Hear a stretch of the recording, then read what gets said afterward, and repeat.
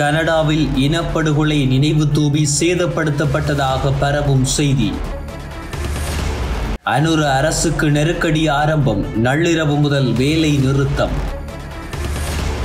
மாங்குளத்தில் மாபெரும் போராட்டம். விடுக்கப்பட்டுள்ளது அழைப்பு. 4 ஆண்டுகளில் உச்சம் தொட்ட வாழ்க்கை செலவு எவ்வளவு தெரியுமா? வெளிநாட்டு வேலைவாய்ப்புகள் தொடர்பில் வெளியான நற்செய்தி. தேசபந்து விவகாரத்தில் ரணிலுக்கு எதிராக திரும்பும் விசாரணை. நீதிமன்றத்தின் முடிவு. கிளிநொச்சியில் சிங்கள கடற்படை காடையர்கள் அப்பாவிகள் மீது தாக்குதல். ஐரோப்பா செல்ல முயன்ற இலங்கையர் 3 அல்பேனியா எல்லையில் வைத்து அதிரடியாக கைது. கனடாவில் பிரம்டன் நகரில் உள்ள தமிழின அழிப்பு நினைவு சின்னம் சேதப்படுத்தப்பட்டதான தகவல்கள் சமூக வலைதளங்களில் பரவியிருந்தமை தமிழின மக்களை விசனப்படுத்திய நிலையில் பிரதான நினைவு சின்னத்திற்கு எந்தவித சேதமும் ஏற்படவில்லை என தெரிவிக்கப்பட்டுள்ளது. எனினும் நினைவு சின்னம் உள்ள இடத்தில் பொருத்தப்பட்டுள்ள சில மின்குமிழ்கள் மட்டும் உடைக்கப்பட்டதாக தெரிய வருகின்றது. இந்த விடயம் தற்போது பிரம்டன் நகரின் காவல்துறையின் கவனத்திற்கு கொண்டு செல்லப்பட்டுள்ளதாக தெரிவிக்கப்பட்டுள்ளது. உலகில் இடம்பெற்ற இனப்படுகொலைகளின் துன்பியல் வரலாற்றை கூறும் வரலாற்று அடையாளங்களில் ஒன்றாக இந்த நினைவு சின்னம் இந்த மாதத்தின் ஆரம்பத்தில் முள்ளிவாய்க்கால் நினைவேந்தல் நாள் வருவதற்கு முன்னர் திறந்து வைக்கப்பட்டிருந்தது. இந்த நினைவு தூபியின் உருவாக்கத்திற்கு ஆரம்பம் முதலே ஸ்ரீலங்கா அரசாங்கங்கள் எதிர்ப்பை வெளியிட்டதுடன் கனடாவில் வாழும் சிங்கள மக்களையும் தூண்டி எதிர்ப்பு போராட்டங்களை நடத்தியிருந்தது. ஆனால் இவ்வாறான எதிர்ப்புகளை முறியடித்து இந்த நினைவு சின்னம் உருவாக்கப்பட்டிருந்தது. இந்த நினைவு சின்னத்தினை தமிழ் இனப்படுகொலை நினைவு சின்னம் என அழைக்க கூடாது என தற்போது ஆட்சியில் உள்ள தேசிய மக்கள் சக்தி அரசாங்கம் கண்டனம் தெரிவித்தமை குறிப்பிடத்தக்கது. அண்மையில் தொடருந்து திணைக்கள ஊழியர்கள் வேலை நிறுத்தத்தில் ஈடுபட்டிருந்த நிலையில் பேச்சுவார்த்தை மூலம் அந்த வேலை நிறுத்தம் நிறுத்தப்பட்டது. தற்போது அஞ்சல் மற்றும் தொலைத்தொடர்பு அதிகாரிகள் சங்கம் வேலை நிறுத்தத்தில் குதித்துள்ளதாக அறிவிக்கப்பட்டுள்ளது. இதன் அடிப்படையில் இன்று நள்ளிரவு முதல் 48 மணி நேர அடையாள வேலை நிறுத்தத்தை திட்டமிட்டுள்ளதாக சங்கத்தின் தலைவர் தெரிவித்துள்ளார். ஆட்சேர்ப்பு நடைமுறையில் ஏற்படும் தாமதங்களை நிவர்த்தி செய்வது உள்ளிட்ட 10 கோரிக்கைகளை முன்வைத்து வேலை நிறுத்தம் நடத்தப்பட்டுள்ளது மேலும் தெரிவிக்கப்பட்டுள்ளது. காணாமலாக்கப்பட்ட தமது உறவுகளுக்கு நீதி கோரி எதிர்வரும் ஞாயிற்றுக்கிழமை மாங்குளத்தில் மாபெரும் போராட்டம் ஒன்று முன்னெடுக்கப்பட உள்ளது. குறித்த போராட்டத்துக்கு அனைத்து தரப்பினரும் வருகை தந்து ஆதரவு வழங்குமாறு முல்லைத்தீவு மாவட்ட வலிந்து காணாமலாக்கப்பட்ட உறவுகள் சங்கத்தின் தலைவர், செயலாளர் உள்ளிட்டவர்கள் அழைப்பு விடுத்துள்ளார்கள். அத்துடன் முல்லைத்தீவு மாவட்ட வலிந்து காணாமலாக்கப்பட்டவர்களின் உறவுகள் சங்கம் கடந்த 2017 3/8 முதல் தொடர்ச்சியாக போராட்டம் முன்னெடுத்து வருகின்றதாக சுட்டிக்காட்டப்பட்டுள்ளது. இந்த நிலையில் எதிர்வரும் 31/5/2025 அன்று 3007வது நாளாக தொடர் போராட்டமாக அன்று காலை 9 மணிக்கு மாங்குளம் நகரில் மாபெரும் போராட்டம் ஒன்றை முன்னெடுக்க உள்ளதாகவும் அதற்கு அனைத்து மக்களின் ஆதரவை வழங்குமாறும் கோரிக்கை விடுக்கப்பட்டுள்ளது. இலங்கையில் தனிநபர்களின் வாழ்க்கை செலவு 4 ஆண்டுகளில் இரட்டிப்பாகியுள்ளதாக மத்திய வங்கியின் ஆளுநர் தெரிவித்துள்ளார். இருப்பினும் 2023ஆம் ஆண்டுடன் ஒப்பிடும் போது 2024ஆம் ஆண்டில் வாழ்க்கை செலவு மிக குறைந்த அளவிலேயே அதிகரித்துள்ளதாக அவர் தெரிவித்துள்ளார்.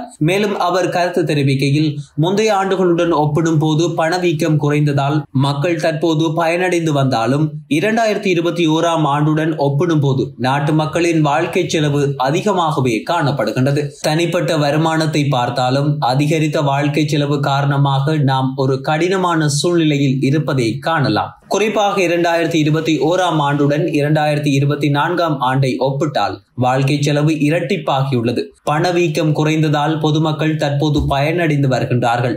எனவே இலங்கையில் வாழ்கின்ற சாதாரண மக்கள் கூட தற்போதைய பணவீக்கத்தை ஏற்றுக்கொள்ள முடியாத ஒரு நிலையில் காணப்படுகின்றார்கள். இதனால் நாட்டில் அதிகளவான பஞ்ச நிலைகள் காணப்படுவதாகவும் சுட்டிக்காட்டப்பட்டுள்ளது. இலங்கையின் திறமையான தொழிலாளர்களுக்கு பஹ்ரைனில் நம்பிக்கைக்குரிய வேலைவாய்ப்புகள் இருப்பதாக இலங்கை வெளிநாட்டு வேலைவாய்ப்பு பணியகத்தின் தவிசாளர் தெரிவித்துள்ளார். பஹ்ரைனில் இயங்கும் உரிமம் பெற்ற ஆட்சேர்ப்பு நிறுவனங்களின் பிரதிநிதிகளுடன் நடைபெற்ற கலந்துரையாடலின் போது இந்த முடிவு எடுக்கப்பட்டுள்ளது.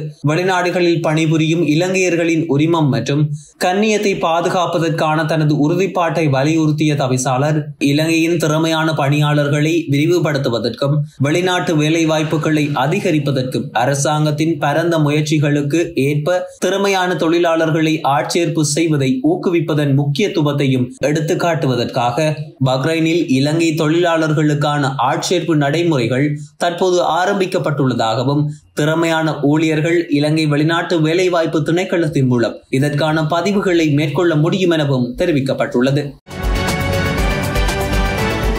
அரசியலமைப்பு சபையின் முறையான ஒப்புதல் இல்லாமல் தேசபந்து தென்னகோனை போலீஸ் மா அதிபராக நியமித்த முன்னாள் ஜனாதிபதி ரணில் விக்ரமசிங்கவுக்கு எதிராக தாக்கல் செய்யப்பட்ட மனுவை விசாரிப்பதற்கு உயர் நீதிமன்றம் உத்தரவு பிறப்பித்துள்ளது. அதன் அடிப்படையில் குறித்த மனு செப்டம்பர் 8 விசாரணைக்கு எடுத்துக் கொள்ளப்படும் என நீதிமன்றம் தெரிவித்துள்ளது. தேசபந்து தென்னகோனை போலீஸ் மா அதிபராக நியமித்ததை எதிர்த்து கர்தினால் மெல்கம் ரஞ்சித் மற்றும் இளம் பத்திரிகையாளர்கள் சங்கம் உட்பட 9 தரப்பினர் மனு செய்திருந்தார்கள். அரசியல் சபையின் பெரும்பான்மை வாக்குகளால் அவரது நியமனம் நிறைவேற்றப்படாத நிலையில் தேசபந்து தென்னகோன் போலீஸ் மா அதிபராக நியமிக்கப்பட்டமை அரசியல் அமைப்புக்கு எதிரானது என மனு தாக்கல் செய்யப்பட்டுள்ளது. தங்கள் அடிப்படை மனித உரிமை மீறப்படுவதாகவும் போலீஸ் மா அதிபராக நியமிக்கும் முடிவு செல்லாது என்றும் உயர் நீதிமன்றம் தீர்ப்பளிக்க வேண்டும் என அவர்கள் கோரிக்கை விடுத்துள்ளார்கள். இவ்வாறு இருக்க தேசபந்து தென்னகோன் போலீஸ் மா அதிபர் பதவியின் கடமைகள் மற்றும் அதிகாரங்களை செய்வதற்கு தடுத்து உயர் நீதிமன்றம் இடைக்கால தடை உத்தரவை பிறப்பித்துள்ளது. சிறைச்சாலை மருத்துவமனையில் அனுமதிக்கப்பட்ட முன்னாள் அமைச்சர் துமிந்த திசாநாயக்க மீண்டும் மெகசின் சிறைச்சாலைக்கு மாற்றப்பட்டுள்ளார். வெள்ளவத்தை அடுக்குமாடி குடியிருப்பில் தங்க முலாம் பூசப்பட்ட T56 ரக துப்பாக்கி கண்டுபிடிக்கப்பட்ட வழக்கில் முன்னாள் அமைச்சர் துமிந்த திசாநாயக்க கடந்த வெள்ளிக்கிழமை கைது செய்யப்பட்டிருந்தார். மறுநாள் அவர் நீதிமன்றத்தில் முன்னிலைப்படுத்தப்பட்ட பின்னர் நீதிமன்ற உத்தரவின் பிரகாரம் விளக்கமறியலுக்கு அனுப்பி வைக்கப்பட்டுள்ளார். இந்த நிலையில் நீதிமன்ற உத்தரவின் பேரில் சந்தேக நபர் சிகிச்சைகளுக்காக சிறைச்சாலை மருத்துவமனையில் அனுமதிக்கப்பட்டிருந்ததாக தகவல்கள் வெளியாகியிருந்தது. அதன் அடிப்படையில் ஒரு சிறப்பு மருத்துவரால் பரிசோதிக்கப்பட்ட பின்னர் அவர் மெகசின் சிறைச்சாலைக்கு மீண்டும் மாற்றப்பட்டுள்ளார்.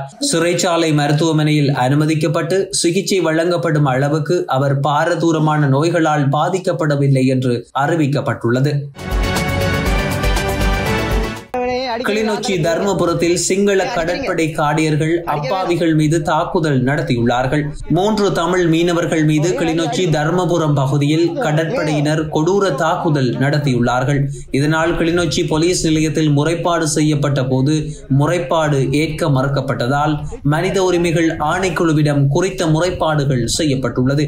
இது தொடர்பான காணொளிகளும் தற்போது கிடைக்கப்பட்டுள்ளது.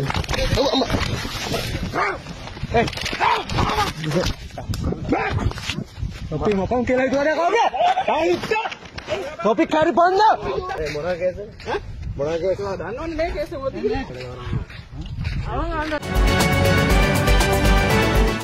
போலி ஆவணங்களுடன் அல்பேனியா எல்லையான கெப்டானாவை கடக்க முயன்ற 3 இலங்கையர்கள் அல்பேனிய போலீசாரினால் கைது செய்யப்பட்டுள்ளார்கள். அவர்கள் இத்தாலியில் வழங்கப்பட்ட குடியிருப்பு அனுமதி பத்திரங்களை வைத்திருந்ததாகவும் அவை போலியானவை எனவும் சோதனைகளில் கண்டறியப்பட்டுள்ளது. இதனை அடுத்து அல்பேனிய அதிகாரிகள் 36, 51 மற்றும் 57 வயதுடைய 3 இலங்கையர்களை கைது செய்துள்ளார்கள். விசா மோசடி குற்றச்சாட்டின் கீழ் அவர்கள் கைது செய்யப்பட்டதாக தெரிவிக்கப்படுகின்றது. சந்தேகத்திற்குரிய ஆவணங்கள், பொருள் ஆதாரங்களையும் அல்பேனிய போலீசார் கைப்பற்றியுள்ளதாக சுட்டிக்காட்டப்பட்டுள்ளது. கனடாவில் இனப்படுகொலை நினைவு தூபி சேதப்படுத்தப்பட்டதாக பரவும் செய்தி.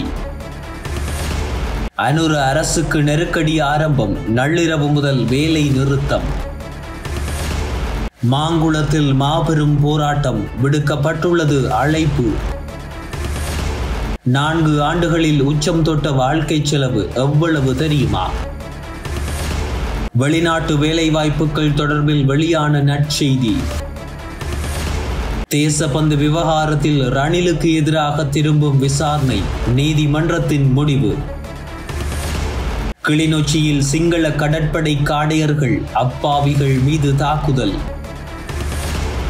ஐரோப்பா செல்ல முயன்ற இலங்கையர் 3 அல்பேனியா எல்லையில் வைத்து அதிரடியாக கைது.